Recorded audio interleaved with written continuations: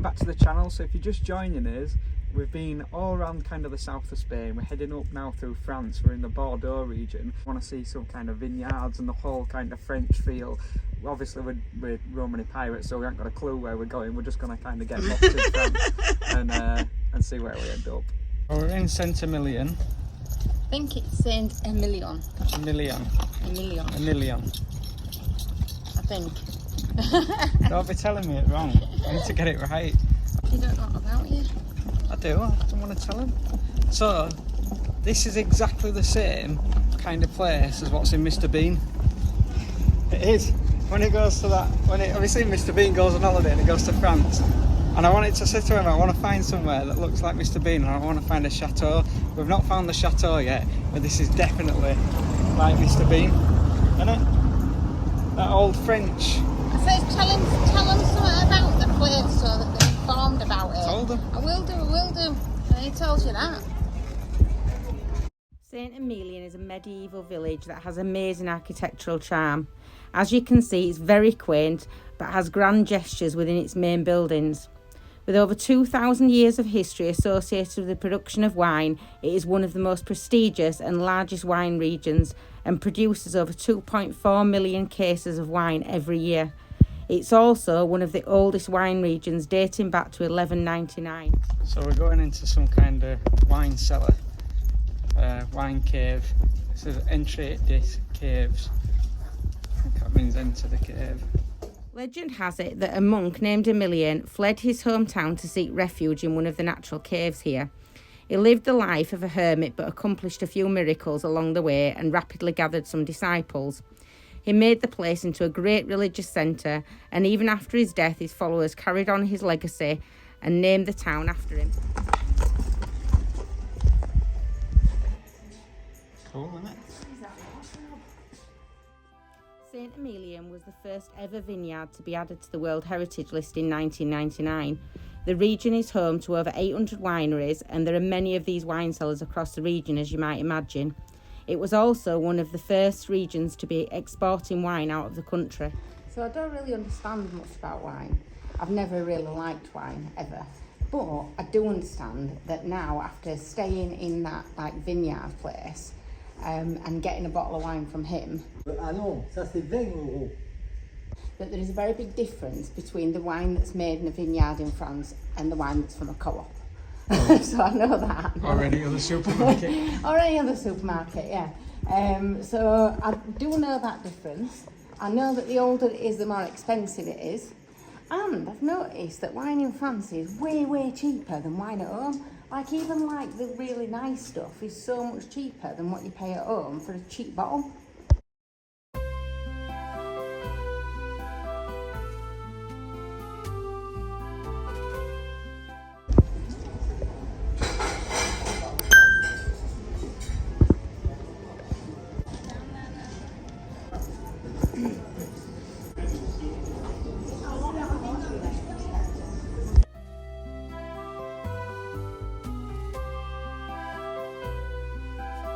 Where I'm stood now is in front of the clock tower, like the bell tower, which is in the central square. And Saint Emilion, as a village, developed in what they call the hollow, which is sort of a lot lower down than where we are now. And they built it up on levels coming up the mountainside, basically. And that's why you've got the village built on all these different levels. This tower, the bell tower that's just behind me here, is actually on a level that's about sort of maybe 6-7 metres off the ground level. And the reason that it's so high up is that they used to stack the tombstones around this tower, and basically they got to about 5 metres high, did these tombstones, and then they've sort of built over the top of it. So where we're walking is over the top of probably hundreds and hundreds of tombstones all stacked up. It's the weirdest thought, the weirdest thing. We're going to go and have a look down in the hollow now and see what there is to see down there.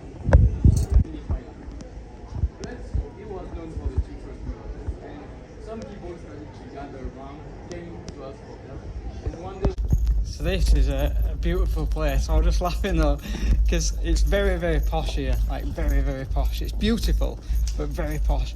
It must be about, I don't know, 27 degrees or something like that. Yeah. And there's people in Armani suits walking about 27 degrees.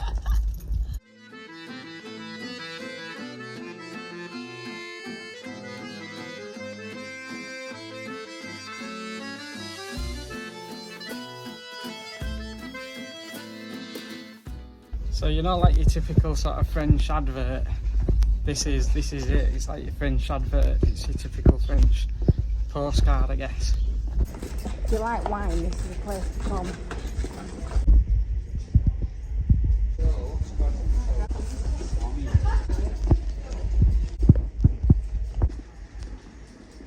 So far, I counted 24 wine shops. Another one there.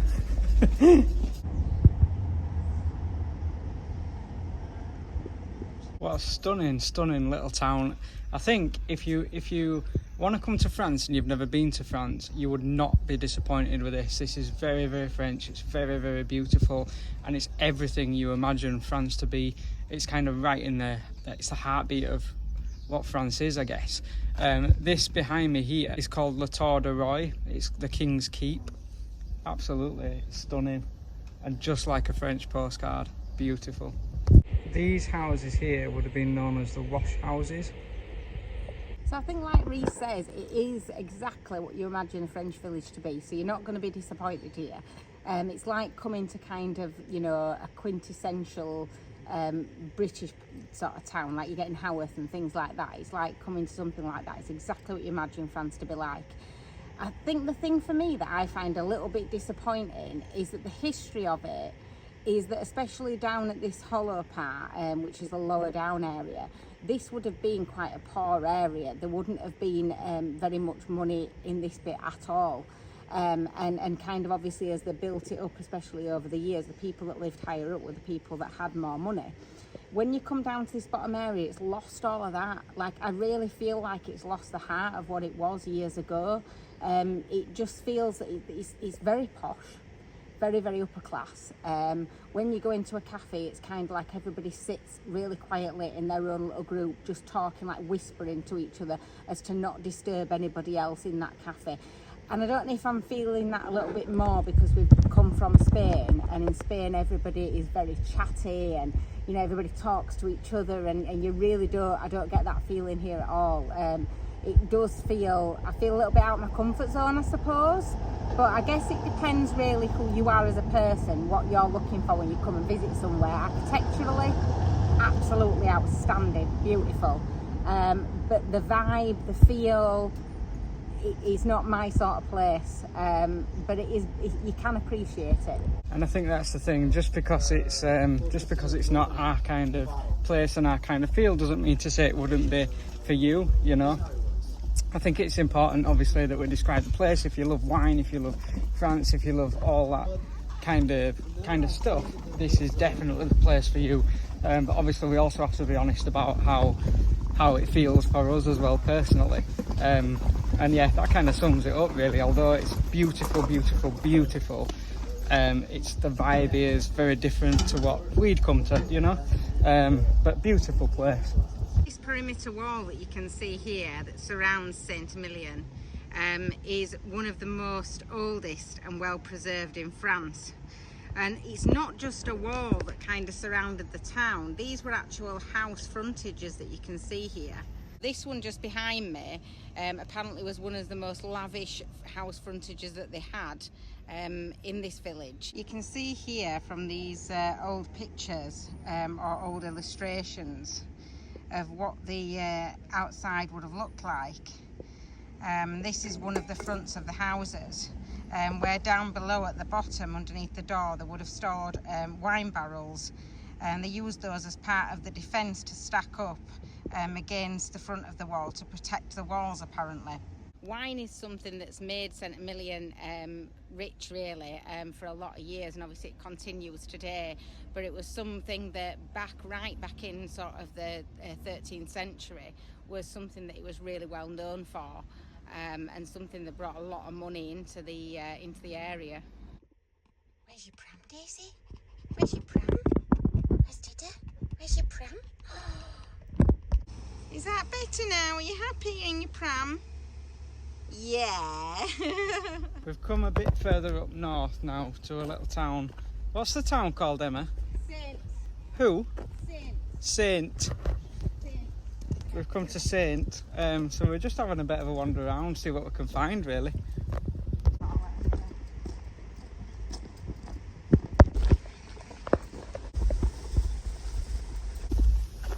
Back in the woods. We love the woods. Yeah. Spain doesn't have many woods and forests, does it really, like this? Nice little woodland area. Little woodland creatures. So we literally come through woods.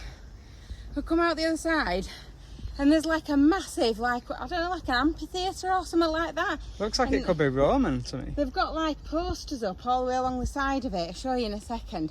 It looks like they host like massive events here and stuff like that. That's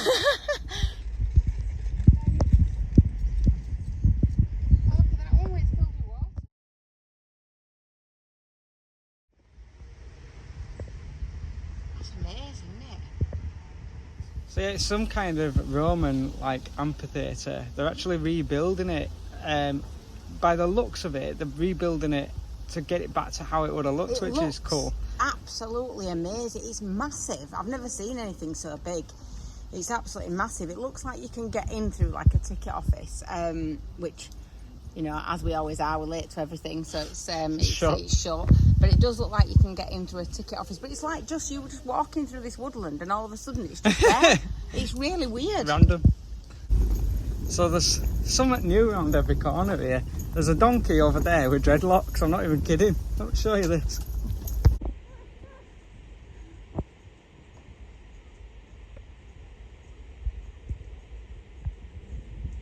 That's really confused me because it's clearly very well looked after. It's got its own huge field with a little barn and some hay and water and stuff.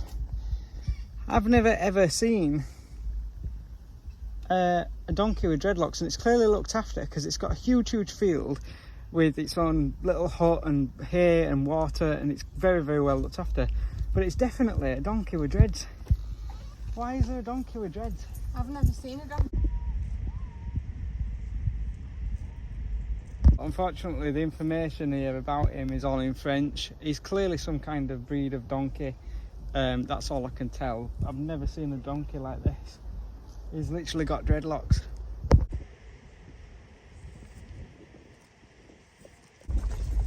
Emma's got us lost again. She's guessing now. She's guessing. Look at her laughing. Bringing us down all these little back alleys and stuff. That'll be a good title for the episode, that, won't it? France like you've never seen it before. Down all these little back alleys. Secret France, I'll call it.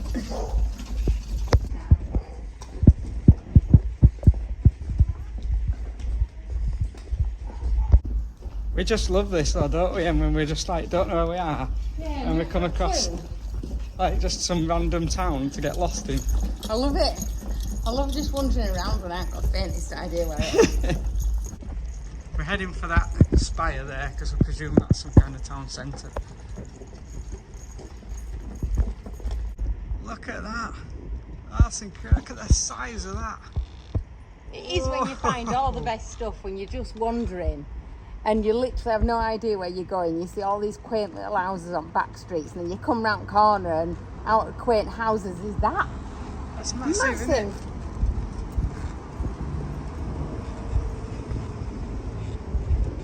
We've just stopped off for a quick cup of coffee and a Fanta orange. Can't get a Fanta lemon anywhere in France. I've never even heard of it. It's really I strange. have to say, well, we do like to, we're not major money going No. around our cafes, but we do like to make sure that we have a coffee anywhere that we sort of stay over, just to make it like, you know, you're making an effort and you're putting a bit of money back into the town. But it's very expensive. Yeah, it is expensive. So we're just going to have this and then hit the road a little bit further north. There's some really cool things. We've been having a look like on this side of France what there is to see and do, and there's one thing in particular that I am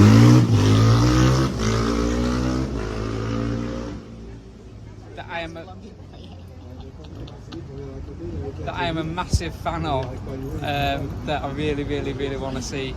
So I'll tell you more about that when we get there. Can't wait actually for where we're going next. Reese is really excited about it. I'm really excited about it. So keep watching for next week because it's going to be brilliant. I'm going to get off and do some washing because I am really running short of clothes if you haven't noticed. So we'll catch you next week.